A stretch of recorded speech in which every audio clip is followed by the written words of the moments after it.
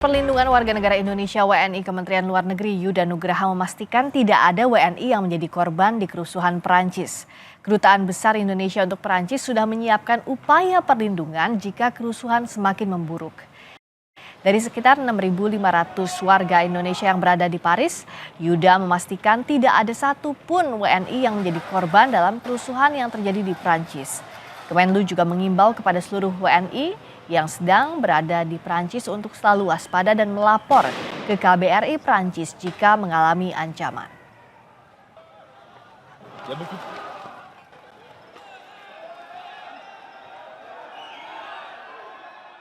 Sebagaimana kita ketahui bahwa pasca tertembaknya warga negara Perancis atas nama Nahel, usia 17 tahun pada tanggal 27 Juni yang lalu, kemudian merebak demonstrasi dan juga kerusuhan. Hingga saat ini tidak ada WNI yang menjadi korban dari kerusuhan yang ada. Kami juga sudah menyampaikan imbauan kepada seluruh WNI yang ada di Perancis. Pertama, untuk berhati-hati, tingkatkan kewaspadaan, dan kemudian jauhi lokasi-lokasi kerumunan massa.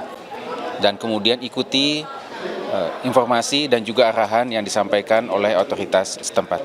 Nah, jika dalam keadaan darurat, silakan segera hubungi hotline dari KBRI Paris dan juga KJRI Marseille. Kepolisian Prancis menangkap lebih dari 1.300 orang dalam kerusuhan termasuk di Paris. Mereka ditahan saat melakukan aksi. Aksi protes meluas ke berbagai wilayah di Prancis. Unjuk rasa dipicu remaja berusia 17 tahun yang ditembak polisi saat melanggar lalu lintas di kawasan Nanterre, Paris yang menyebabkan kerusuhan yang meluas.